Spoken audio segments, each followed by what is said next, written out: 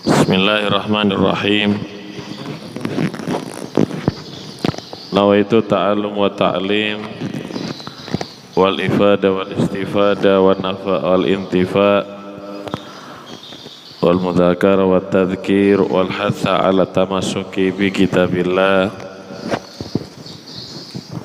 wa sunnati rasulillah wa du'a ilal huda wa dilalata ilal khair ibtigha'a qurbihi wa thawabihi minallahi subhanahu wa ta'ala. Qala al-mu'allifu rahimahullahu ta'ala wa nafa'ana bihi wa bi ulumihi fid dharaini amin.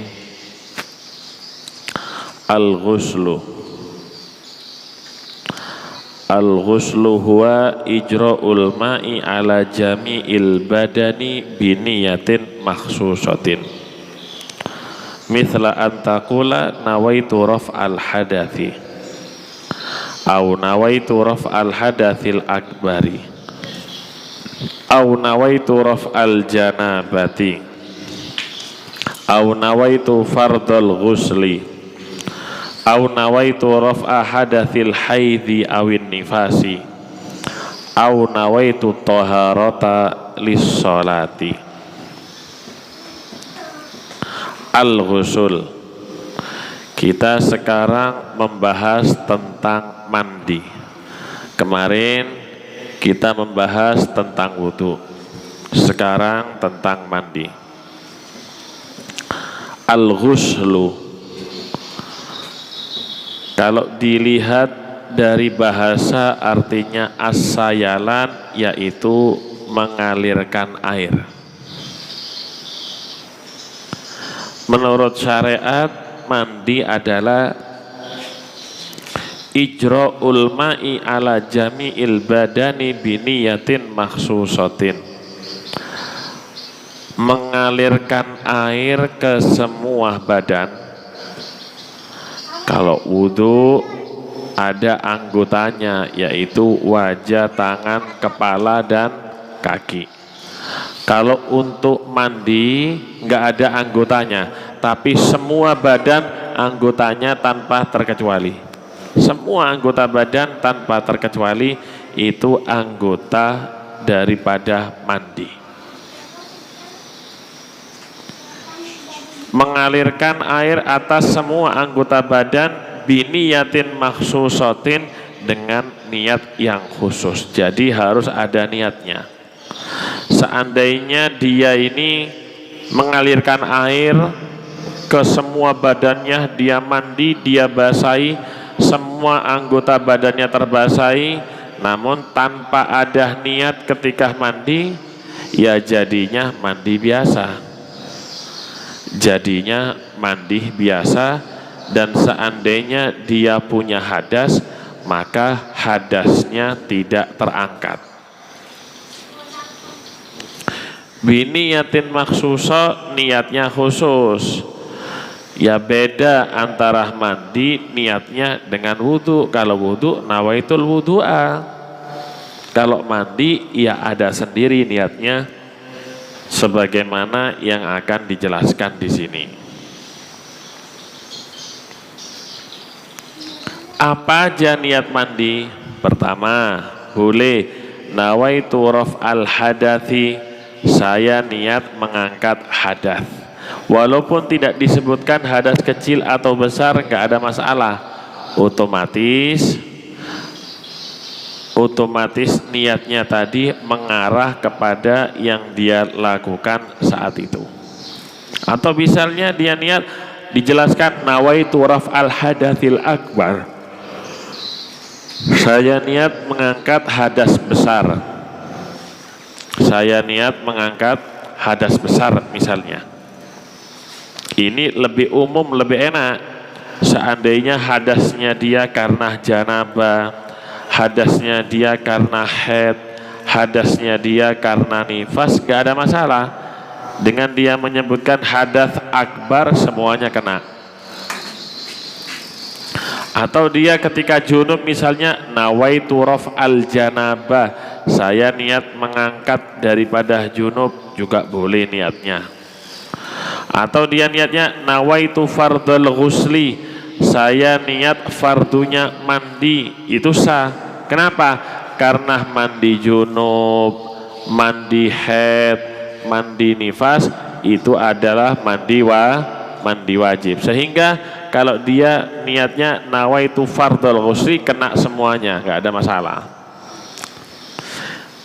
Atau misalnya nawaitu raf'a hadatsil haid, kalau dia misalnya bersih suci dari haid, dia niat nawaitu raf'a hadatsil haid, saya niat mengangkat hadas haid. Atau kalau misalnya nifas nawaitu raf'a hadatsin nifas, sama aja, nggak ada masalah.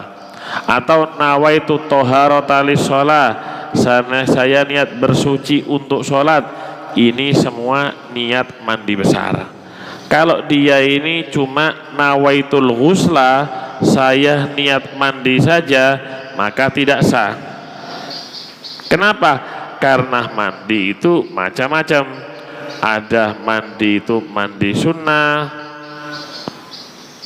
ada mandi mandi wajib.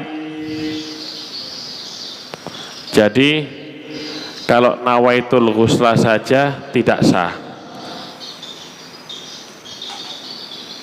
Atau misalnya dia nawaitu toharo, saya niat bersuci saja, juga tidak sah. Bersuci macamnya banyak, harus ada disandarkan lis sholati, kepada sholat, harus ada tambahan lis sholati, niat bersuci untuk sholat. Beda kalau nawaitul wudu'a saja, karena kalau wudu itu nggak ada lagi kecuali ibadah, nggak ada wudu kecuali ibadah. Kalau mandi ada, mandi karena dingin badannya, mandi ingin membersihkan badan, mandi sunnah seperti mandi Jumat dan yang lainnya. Ini tata cara daripada niat, tata cara daripada niat mandi. Itu tata caranya.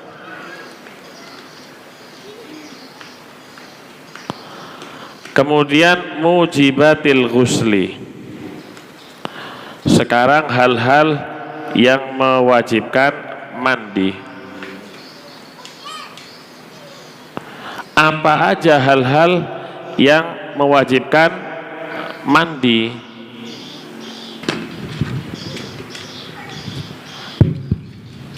Nah, kalau orang ada hal-hal yang mewajibkan mandi 6 ini, maka hukumnya wajib.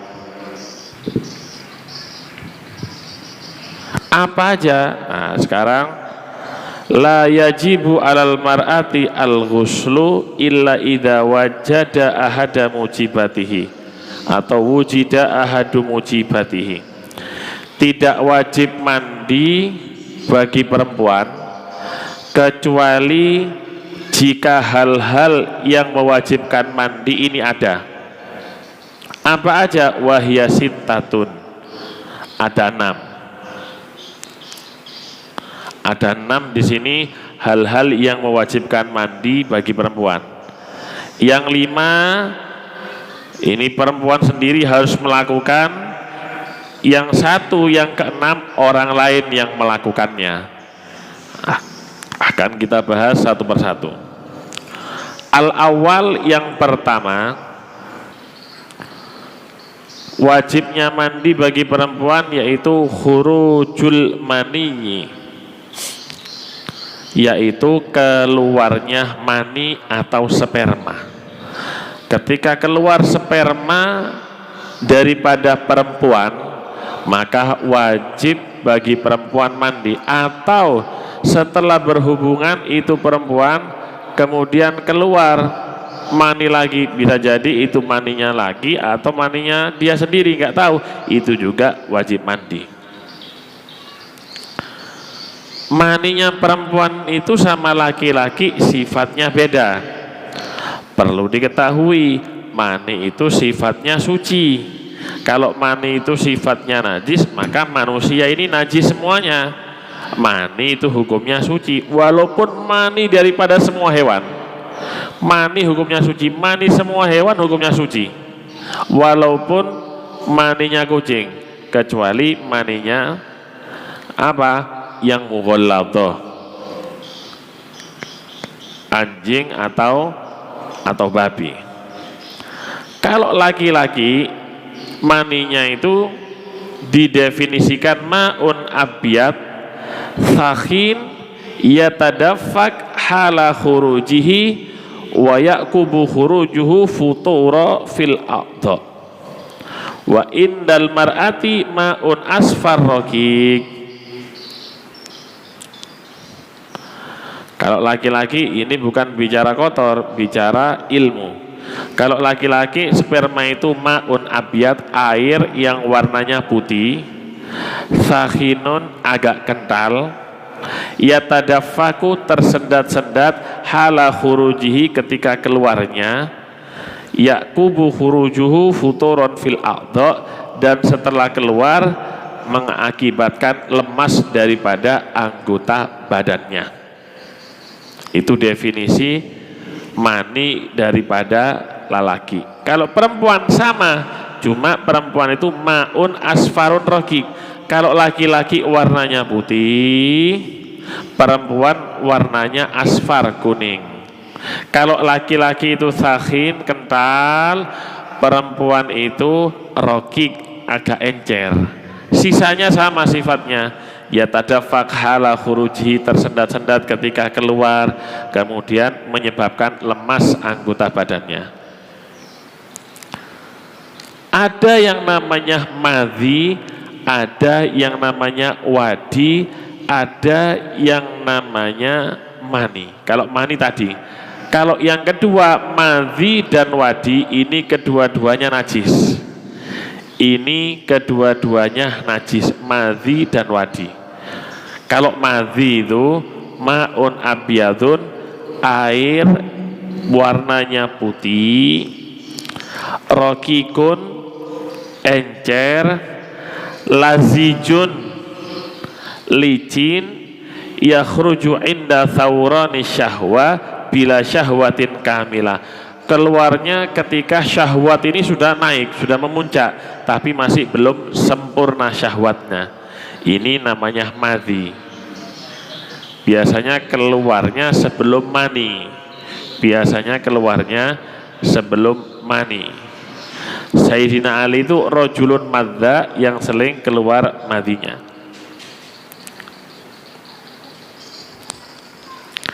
Ada yang namanya wadi. Tadi madhi itu sebelum keluar sperma itu keluar madhi dulu, air yang encer licin. Kalau wadi itu apa?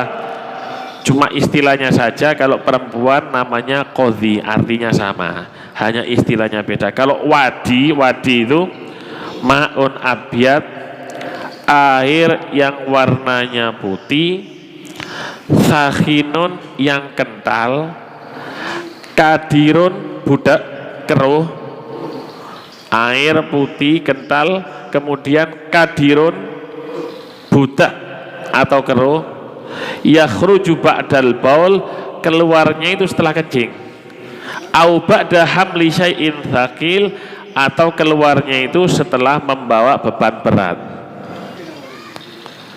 Kalau orang itu kencing, selesai kencing itu berhenti, kadang-kadang terakhir itu keluar tes 1 tetes 2 tetes, itu wadi namanya. Warnanya beda dengan kencing, jadi agak kental dikit kemudian keruh atau budak, itu namanya wadi. Wadi sama madhi ini sama-sama najisnya.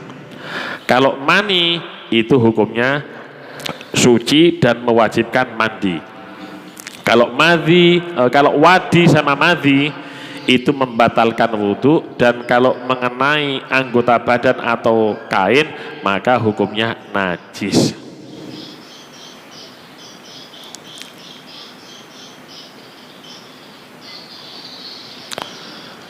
Mani yang keluar yang wajib mandi itu mani yang keluar pertama kali. Ya, apa gambarannya? Misal ini Seorang perempuan maninya keluar.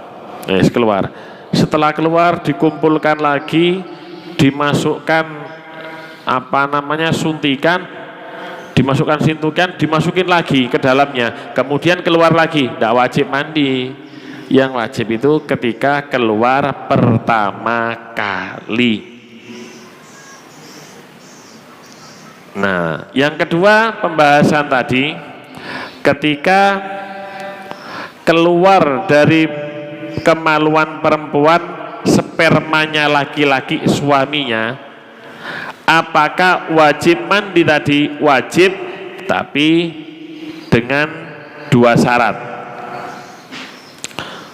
Pertama, in kanati zauja qad qadat syahwataha, jika si istri telah terlampiaskan daripada syahwatnya, maka wajib alaiha al-ghuslu, wajib atasnya dia mandi, wajib di sini. Kalau keluar maninya laki-laki. Kenapa? Likhtilati maniha bimani zaujiha, karena ada kemungkinan bercampurnya spermanya perempuan si istri dan spermanya lelakinya. Makanya orang itu setelah habis berhubungan kalau bisa itu kencing terlebih dahulu. Kenapa? Kencing tadi itu mengeluarkan daripada sisa-sisa yang ada di kemaluannya, baik laki ataupun perempuan.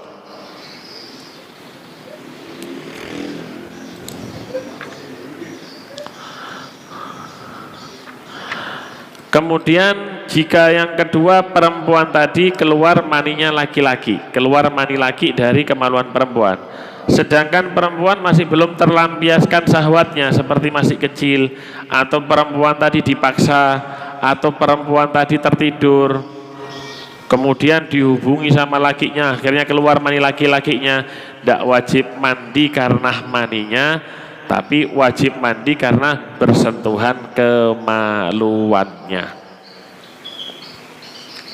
Jadi yang pertama wajibnya mandi itu khurujul mani, keluarnya mani, fil yaqadhati au fil manam, baik dia dalam keadaan yaqadhah sadar, au fil manam, atau dia dalam keadaan tertidur, tidak ada bedanya. Keluar mani dalam keadaan tidur atau sadar tidak ada bedanya, wajib mandi baik laki atau perempuan. Yang kedua, atsani al-jima'u, fa idza jama'aha zaujuha mathalan wajaba 'alaiha al-ghuslu.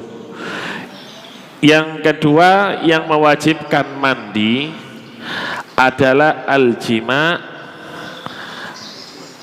berkumpulnya antara lelaki dan perempuan, walaupun zina gak ada bedanya, dosa besar tambahan, dan wajib mandi.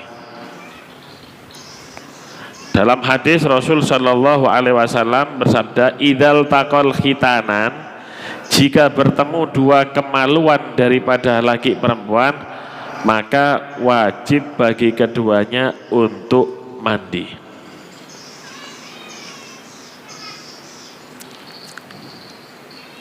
Di sini kita tidak bicara kotor ya, bicara apa adanya. Wajib mandi di sini bagi laki-laki, wajib mandi bagi laki-laki ketika semua hasyafanya masuk. Maaf, kita tidak bicara kotor, kita bicara ilmu. Ketika semua kalau dibahasakan sekarang itu penutup, ibarat seperti penutup kepala atau helm, itu kalau semua punya laki-laki itu masuk baru wajib mandi. Kalau cuma separuh tidak wajib bagi laki-laki, tidak wajib bagi laki-laki. Bagi perempuan wajib mandi, bagi laki-laki tidak wajib. Kenapa? Karena belum semuanya masuk. Walaupun tidak keluar sperma, kalau sudah bertemu kemaluan laki dan perempuan, maka wajib mandi. Maka wajib mandi. Tidak ada syarat. Tidak ada syarat harus kencang atau tidak, pokoknya kalau sudah bertemu kemaluan laki dan perempuan wajib mandi bagi kedua-duanya. Yang ketiga, wajib mandi bagi perempuan karena al-haidu, karena disebabkan haid.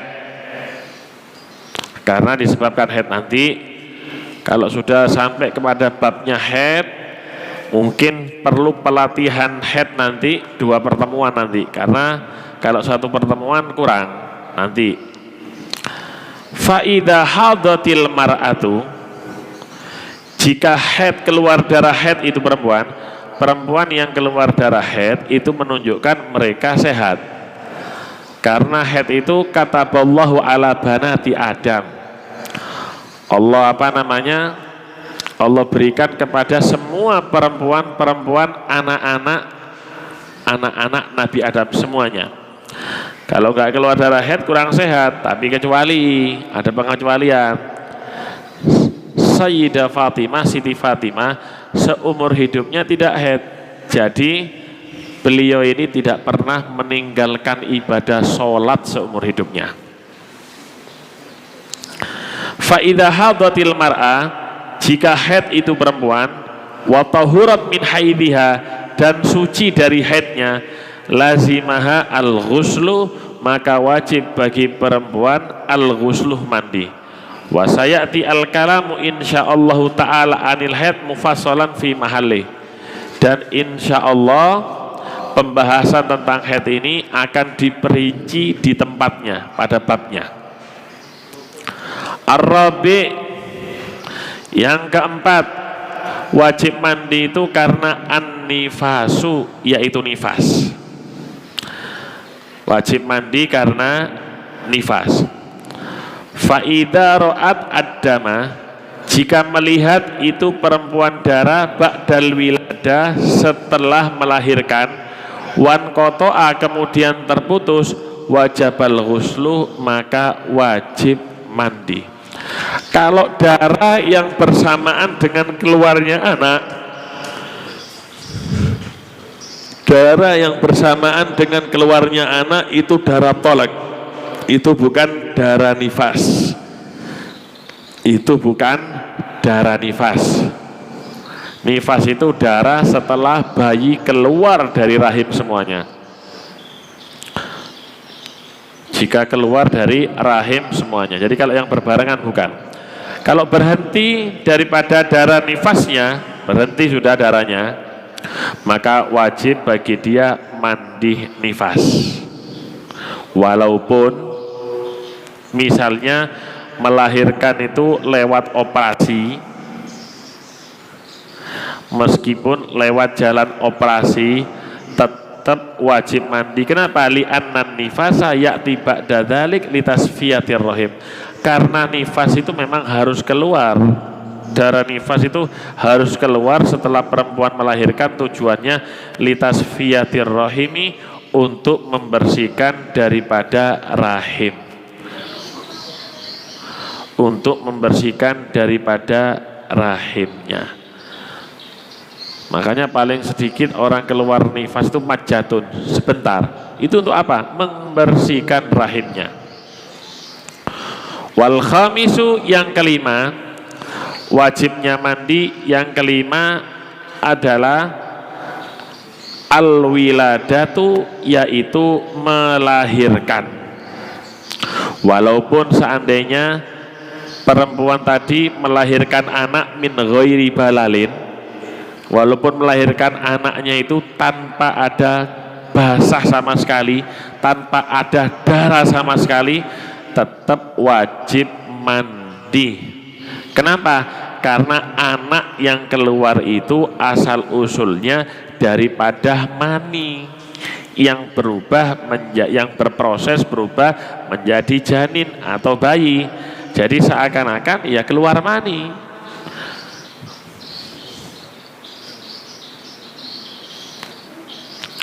Terus gimana?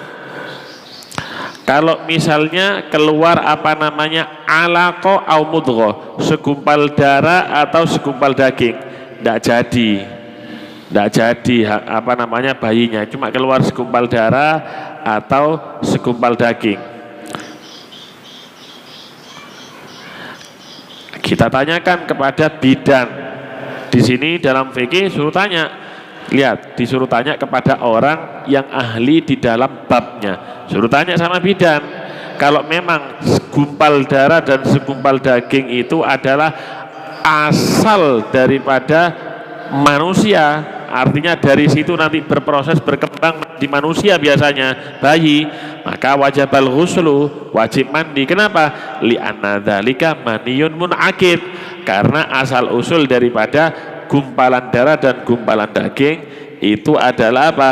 Itu adalah mani. Nah, kadang-kadang orang-orang itu setelah melahirkan itu memaksakan mandi padahal masih tidak kuat badannya. Dilihat dulu gini, kalau setelah ini seakan-akan ada dua, ada mandi setelah melahirkan, ada mandi setelah nifas. Ada mandi setelah melahirkan dan ada mandi setelah nifas. Gini, kalau seandainya setelah melahirkan langsung keluar darah nifas, tidak ada yang namanya mandi melahirkan. Kenapa? Langsung jadi satu dengan mandi nifas. Nanti kalau suci dari nifas langsung mandi nifas saja, tidak ada yang namanya mandi wilada karena langsung adanya nifas. Kecuali kalau gini, setelah melahirkan tidak keluar darah nifas misal, maka wajib bagi dia mandi karena apa? Mandi karena wilada, karena melahirkan. Jadi kalau setelah melahirkan langsung keluar nifas, nggak usah mandi, justru ndak sah dan dosa. Kenapa? Tala'ub bil ibadatil fasidah, dia bermain-main dengan ibadah. Kok bisa? Iya, orang ketika berhadas setelah melahirkan dia berhadas keluar nifas, dia berhadas, tidak boleh dia itu niat ibadah. Kenapa? Karena tidak boleh saat itu baginya ibadah. Jadi dilihat, kalau setelah melahirkan langsung keluar nifas, maka tidak usah mandi melahirkan, nanti nunggu selesainya langsung mandi nifas. Kalau melahirkan setelahnya itu nggak keluar daripada darah, ya baru dia ini mandi wilada, mandi karena melahirkan. Yang terakhir wajib mandi, tapi yang mengerjakan orang lain, bukan si perempuan. Apa? Al-mautu, mandi wajib karena mati. Mandi wajib ini niat mandinya sunnah bagi yang hidup, cuma memandikannya hukumnya wajib. Memandikan mayit itu hukumnya wajib, cuma niat mandinya bagi orang yang hidup hukumnya sunnah.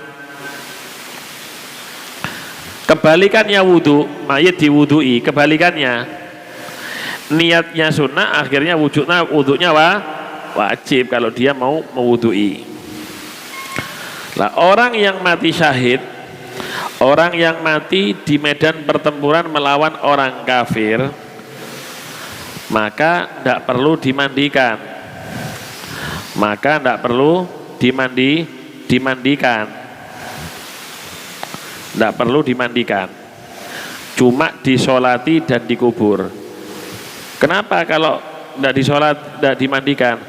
Biar darahnya tetap sebagai bukti di akhirat ketika dibangkitkan. Bajunya tidak usah diganti. Kenapa? Itu baju yang perang itu sebagai bukti nanti di hadapan Allah Subhanahu wa ta'ala. Itu syahid dunia akhirat. Ada orang yang mati syahid dunia saja. Orang mati syahid di dunia, cuma kita nggak tahu hatinya, isi hati. Orang mati di medan peperangan, tapi tujuannya perang tadi untuk mendapatkan harta rampasan perang. Kalau kita tahu maksudnya enak, kalau kita nggak tahu maksudnya ya sama seperti syahid akhirat. Perlakuannya seperti itu, tapi di akhirat apa kata Allah Ta'ala? Ada yang ketiga macamnya syahid, syahid akhirat saja ini banyak. Orang mati karena tenggelam, karena kebakaran, karena sakit perut, karena kena penyakit jantung. Ini yang paling banyak. Bahkan paling banyak di akhir zaman orang mati, kata Nabi, ashabul furus, Ashabul furus itu orang yang mati di atas kasurnya. Nah, ini syahid akhirat. Kalau orang syahid akhirat ya seperti orang yang lain, dimandikan, dikafani, disolati, dan dikuburkan. Tersisa satu pembahasan yaitu as-sikit. Atau kalau katanya orang Jawa itu keluron. Bayi mati, jadi sikit itu orang anak janin yang keluar dari perut ibunya sebelum 6 bulan. Gimana hukumnya? Pertama dilihat dulu. Kalau ada tanda kehidupan sebelum mati seperti bersin atau nangis atau bergerak, maka hukumnya seperti orang dewasa. Diapakan? Dimandikan, disolati, dikafani, dan dikuburkan. Yang kedua, keluar berbentuk manusia, langsung mati, tidak ada tanda kehidupan. Yang wajib cuma 3, sholat tidak usah, cuma wajib dimandikan, dikafani, dan dikuburkan. Tapi di sini Al-Imam Romli, jika ada seorang bayi lahir setelah 6 bulan mati, bentuknya bentuk manusia tapi tidak ada tanda kehidupan seperti bergerak dan yang lainnya, seperti orang dewasa perlakuannya, dimandikan, disolati, dikafani, dan dikuburkan.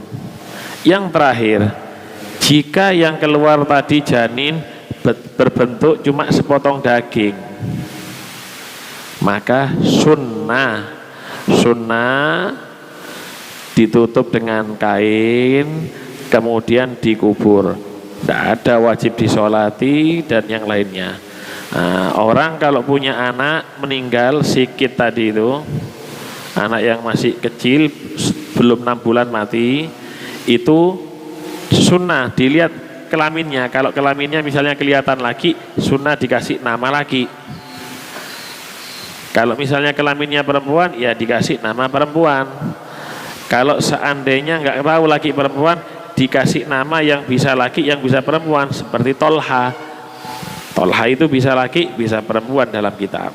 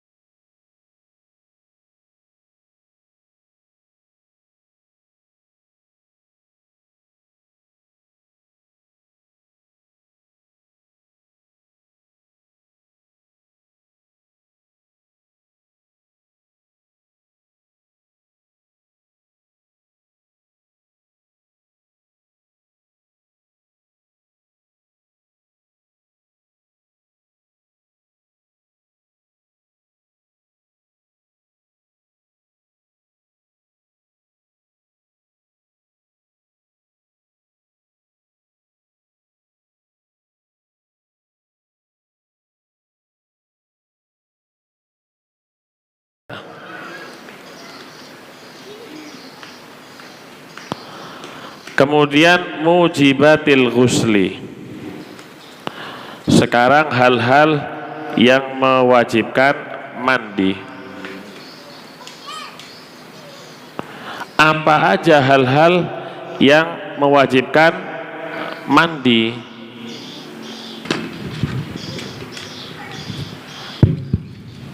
Nah, kalau orang ada hal-hal yang mewajibkan mandi 6 ini, maka hukumnya wajib. Apa aja? Nah, sekarang la yajibu alal mar'ati al-ghuslu illa idza wajada ahada mujibatihi atau wujida ahadu mujibatihi. Tidak wajib mandi bagi perempuan kecuali jika hal-hal yang mewajibkan mandi ini ada. Apa aja? Wahya sittatun. Ada 6. Ada 6 di sini hal-hal yang mewajibkan mandi bagi perempuan. Yang 5 ini perempuan sendiri harus melakukan. Yang 1, yang ke-6 orang lain yang melakukannya. Akan kita bahas satu persatu. Al-awwal, yang pertama, wajibnya mandi bagi perempuan yaitu khurujul maniyyi, yaitu keluarnya mani atau sperma. Ketika keluar sperma daripada perempuan, maka wajib bagi perempuan mandi. Atau setelah berhubungan itu perempuan kemudian keluar mani lagi, bisa jadi itu maninya lagi atau maninya dia sendiri, nggak tahu, itu juga wajib mandi. Maninya perempuan itu sama laki-laki sifatnya beda. Perlu diketahui, mani itu sifatnya suci. Kalau mani itu sifatnya najis, maka manusia ini najis semuanya. Mani itu hukumnya suci, walaupun mani daripada semua hewan. Mani hukumnya suci, mani semua hewan hukumnya suci. Walaupun maninya kucing, kecuali maninya apa? Yang mughalladhah, anjing atau babi. Kalau laki-laki maninya itu didefinisikan ma'un abyad sakhin yatadaffak hala khurujihi wa yaqubu khurujuhu futura fil a'dha. Wa indal mar'ati ma'un asfar raqiq. Kalau laki-laki ini bukan bicara kotor, bicara ilmu. Kalau laki-laki sperma itu ma'un abyad, air yang warnanya putih, sakhinun agak kental, yatadaffaku tersendat-sendat, hala khurujihi ketika keluarnya, yaqubu khurujuhu futuron fil a'dha, dan setelah keluar mengakibatkan lemas daripada anggota badannya. Itu definisi mani daripada lelaki. Kalau perempuan sama, cuma perempuan itu ma'un asfarun raqiq. Kalau laki-laki warnanya putih, perempuan warnanya asfar kuning. Kalau laki-laki itu sakhin kental, perempuan itu raqiq agak encer. Sisanya sama sifatnya. Ya tadafak hala khuruji, tersendat-sendat ketika keluar, kemudian menyebabkan lemas anggota badannya. Ada yang namanya madhi, ada yang namanya wadi, ada yang namanya mani. Kalau mani tadi, kalau yang kedua madhi dan wadi, ini kedua-duanya najis. Ini kedua-duanya najis, madhi dan wadi.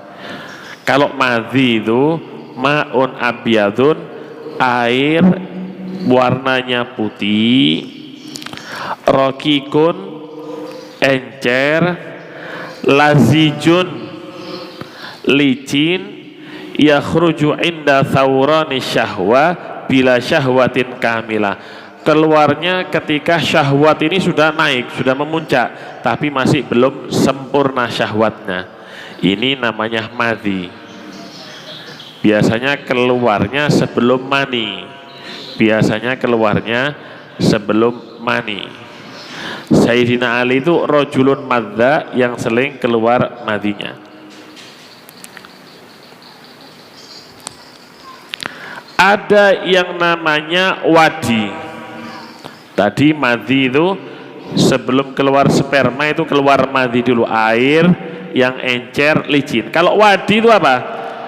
Cuma istilahnya saja. Kalau perempuan namanya qadhi, artinya sama, hanya istilahnya beda. Kalau wadi itu ma'un abyad, air yang warnanya putih, sakhinun yang kental, kadirun budak keruh, air putih kental, kemudian kadirun budak atau keruh, yakhruju ba'dal baul, keluarnya itu setelah kencing, au ba'da hamli syai'in thaqil, atau keluarnya itu setelah membawa beban berat. Kalau orang itu kencing, selesai kencing itu berhenti, kadang-kadang terakhir itu keluar tes 1 tetes 2 tetes, itu wadi namanya. Warnanya beda dengan kencing, jadi agak kental dikit kemudian keruh atau budak, itu namanya wadi. Wadi sama madi ini sama-sama najisnya. Kalau mani itu hukumnya suci dan mewajibkan mandi. Kalau wadi sama madi itu membatalkan wudhu, dan kalau mengenai anggota badan atau kain maka hukumnya najis.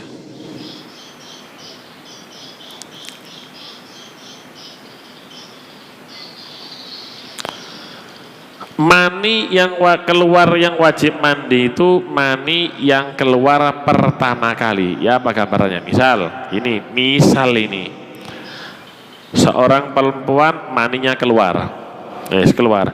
Setelah keluar dikumpulkan lagi, dimasukkan suntikan, dimasukin lagi ke dalamnya, kemudian keluar lagi. Tidak wajib mandi. Yang wajib itu ketika keluar pertama kali. Nah, yang kedua pembahasan tadi, ketika keluar dari kemaluan perempuan spermanya laki-laki suaminya, apakah wajib mandi tadi? Wajib, tapi dengan 2 syarat. Pertama, in kanati zauja qad qadat syahwataha, jika si istri telah terlampiaskan daripada syahwatnya, maka wajib alaiha al-ghuslu, wajib atasnya dia mandi, wajib di sini. Kalau keluar maninya laki-laki. Kenapa? Likhtilati maniha bimani zaujiha, karena ada kemungkinan bercampurnya spermanya perempuan si istri dan spermanya lelakinya. Makanya orang itu setelah habis berhubungan kalau bisa itu kencing terlebih dahulu. Kenapa? Kencing tadi itu mengeluarkan daripada sisa-sisa yang ada di kemaluannya, baik laki ataupun perempuan.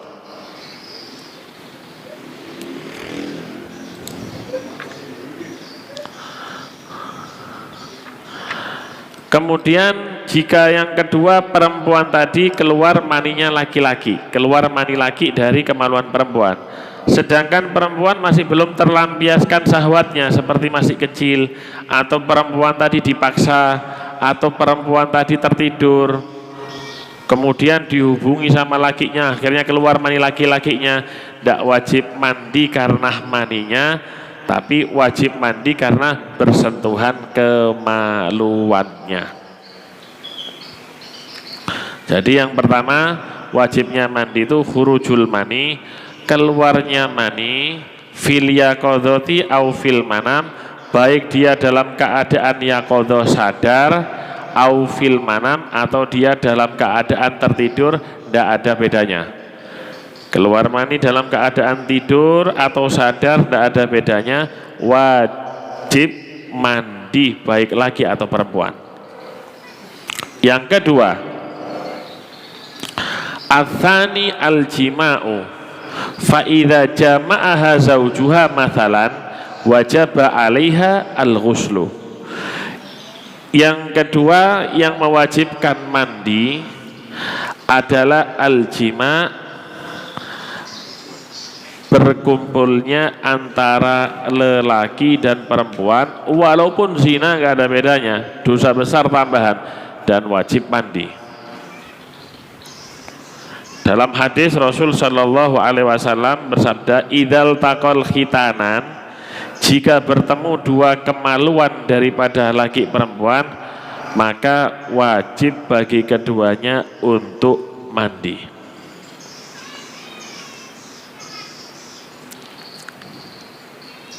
Di sini kita tidak bicara kotor ya, bicara apa adanya. Wajib mandi di sini bagi laki-laki, wajib mandi bagi laki-laki ketika semua hasyafanya masuk. Maaf, kita tidak bicara kotor, kita bicara ilmu. Ketika semua kalau dibahasakan sekarang itu penutup, ibarat seperti penutup kepala atau helm. Itu kalau semua punya laki-laki itu masuk, baru wajib mandi. Kalau cuma separuh, tidak wajib bagi laki-laki, tidak wajib bagi laki-laki. Bagi perempuan wajib mandi, bagi laki-laki tidak wajib. Kenapa? Karena belum semuanya masuk. Walaupun tidak keluar sperma, kalau sudah bertemu kemaluan laki dan perempuan, maka wajib mandi. Maka wajib mandi. Tidak ada syarat.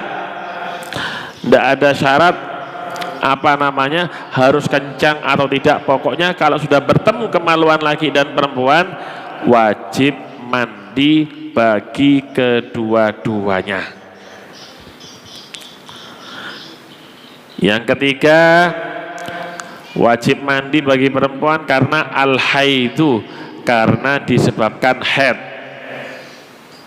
Karena disebabkan haid. Nanti kalau sudah sampai kepada babnya haid, mungkin perlu pelatihan haid nanti 2 pertemuan nanti, karena kalau 1 pertemuan kurang nanti. Faidah hadatil mar'atu, jika haid, keluar darah haid itu perempuan yang keluar darah haid itu menunjukkan mereka sehat. Karena haid itu kataballahu ala banati Adam, Allah Allah berikan kepada semua perempuan anak-anak Nabi Adam semuanya. Kalau nggak keluar darah haid kurang sehat, tapi kecuali ada pengecualian.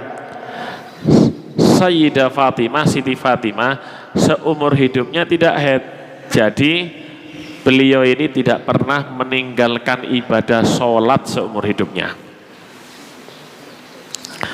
Faidah hadatil mar'ah, jika haid itu perempuan, wa tahurat min haidhiha, dan suci dari haidnya, lazimaha al-ghuslu, maka wajib bagi perempuan al-ghusluh, mandi.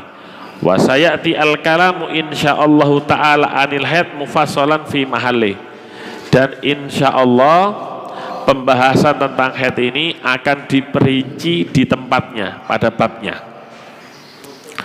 Ar-rabi', yang keempat, wajib mandi itu karena an-nifasu, yaitu nifas. Wajib mandi karena nifas. Fa'idha ro'at ad-dama, jika melihat itu perempuan darah ba'dal wiladah, setelah melahirkan, wan koto'a, kemudian terputus, wajabal ghuslu, maka wajib mandi. Kalau darah yang bersamaan dengan keluarnya anak, darah yang bersamaan dengan keluarnya anak itu darah tolak, itu bukan darah nifas. Itu bukan darah nifas.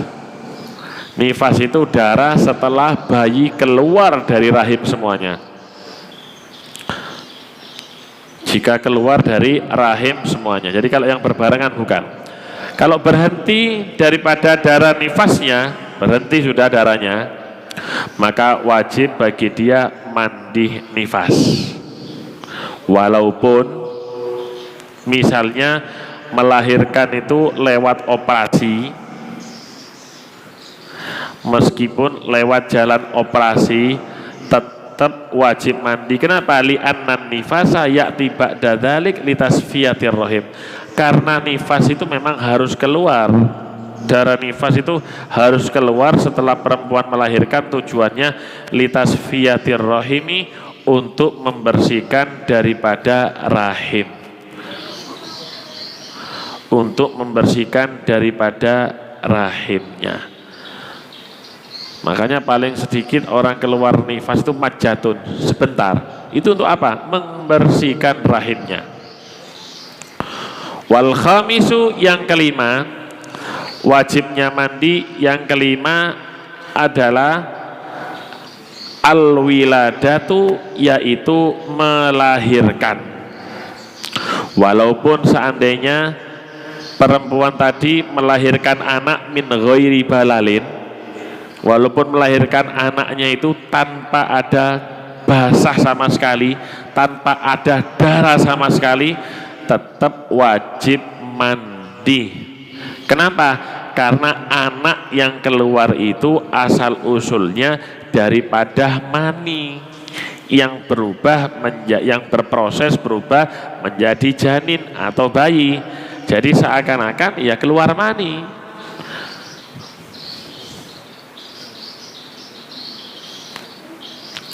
Terus gimana? Kalau misalnya keluar alaqah au mudghah, segumpal darah atau segumpal daging, tidak jadi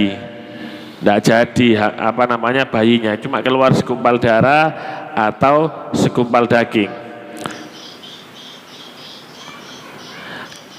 Kita tanyakan kepada bidan. Di sini dalam fikih suruh tanya. Lihat, disuruh tanya kepada orang yang ahli di dalam babnya. Suruh tanya sama bidan. Kalau memang segumpal darah dan segumpal daging itu adalah asal daripada manusia, artinya dari situ nanti berproses berkembang di manusia biasanya bayi, maka wajibal ghuslu, wajib mandi. Kenapa? Li'anna dzalika maniyun mun'aqid, karena asal usul daripada gumpalan darah dan gumpalan daging itu adalah apa? Itu adalah mani.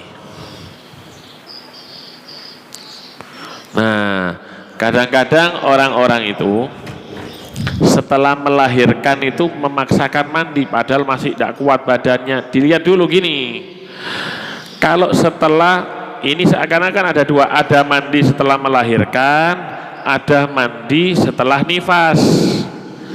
Ada mandi setelah melahirkan dan ada mandi setelah nifas. Gini, kalau seandainya setelah melahirkan langsung keluar darah nifas, tidak ada yang namanya mandi melahirkan. Kenapa? Langsung jadi satu dengan mandi nifas. Nanti kalau suci dari nifas langsung mandi nifas saja, tidak ada yang namanya mandi wilada karena langsung adanya nifas.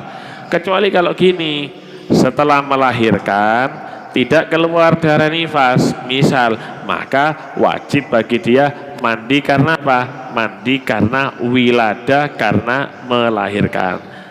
Jadi kalau setelah melahirkan langsung keluar nifas, nggak usah mandi, justru ndak sah dan dosa. Kenapa? Tala'ub bil ibadatil fasidah, dia bermain-main dengan ibadah. Kok bisa? Iya, orang ketika berhadas setelah melahirkan dia berhadas keluar nifas, dia berhadas, tidak boleh dia itu niat ibadah. Kenapa? Karena tidak boleh saat itu baginya ibadah.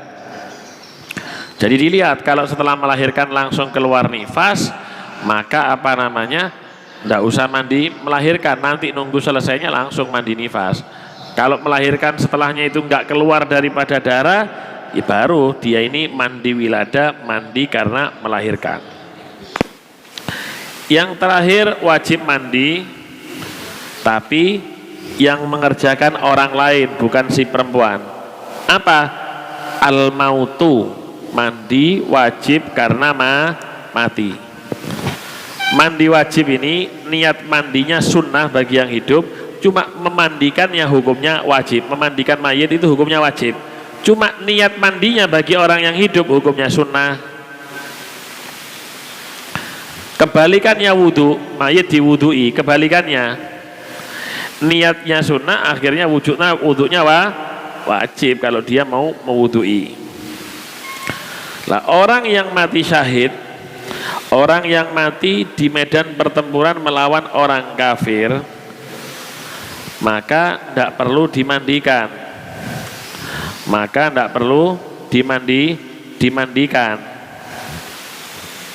tidak perlu dimandikan, cuma disolati dan dikubur. Kenapa kalau tidak disolat, tidak dimandikan? Biar darahnya tetap sebagai bukti di akhirat ketika dibangkitkan. Bajunya tidak usah diganti. Kenapa? Itu baju yang perang itu sebagai bukti nanti di hadapan Allah Subhanahu wa ta'ala. Itu syahid dunia akhirat. Ada orang yang mati syahid dunia saja. Orang mati syahid di dunia, cuma kita nggak tahu hatinya, isi hati. Orang mati di medan peperangan, tapi tujuannya perang tadi untuk mendapatkan harta rampasan perang. Kalau kita tahu maksudnya enak, kalau kita nggak tahu maksudnya ya sama seperti syahid akhirat. Perlakuannya seperti itu, tapi di akhirat apa kata Allah Ta'ala? Ada yang ketiga macamnya syahid, syahid akhirat saja. Ini banyak. Orang mati karena tenggelam, karena kebakaran, karena sakit perut, karena kena penyakit jantung. Ini yang paling banyak. Bahkan paling banyak di akhir zaman orang mati, kata Nabi, ashabul furus. Ashabul furus itu orang yang mati di atas kasurnya. Nah, ini syahid akhirat. Kalau orang syahid akhirat ya seperti orang yang lain, dimandikan, dikafani, disolati dan dikuburkan. Tersisa satu pembahasan yaitu as-sikit. Kalau katanya orang Jawa itu keluron. Bayi mati, jadi sikit itu orang anak janin yang keluar dari perut ibunya sebelum 6 bulan. Gimana hukumnya? Pertama dilihat dulu. Kalau ada tanda kehidupan sebelum mati seperti bersin atau nangis atau bergerak, maka hukumnya seperti orang dewasa. Diapakan? Dimandikan, disolati, dikafani dan dikuburkan. Yang kedua, keluar berbentuk manusia, langsung mati, tidak ada tanda kehidupan. Yang wajib cuma 3, sholat tidak usah, cuma wajib dimandikan, dikafani dan dikuburkan. Tapi di sini Al-Imam Romli, jika ada seorang bayi lahir setelah 6 bulan mati, bentuknya bentuk manusia tapi tidak ada tanda kehidupan seperti bergerak dan yang lainnya, seperti orang dewasa perlakuannya, dimandikan, disolati, dikafani dan dikuburkan. Yang terakhir, jika yang keluar tadi janin berbentuk cuma sepotong daging, maka sunnah ditutup dengan kain kemudian dikubur, tidak ada wajib disolati dan yang lainnya. Nah, orang kalau punya anak meninggal sikit tadi itu, anak yang masih kecil belum 6 bulan mati, itu sunnah dilihat kelaminnya. Kalau kelaminnya misalnya kelihatan laki, sunnah dikasih nama laki. Kalau misalnya kelaminnya perempuan, ya dikasih nama perempuan. Kalau seandainya nggak tahu laki perempuan, dikasih nama yang bisa laki, yang bisa perempuan, seperti Tolha. Tolha itu bisa laki, bisa perempuan dalam kitab.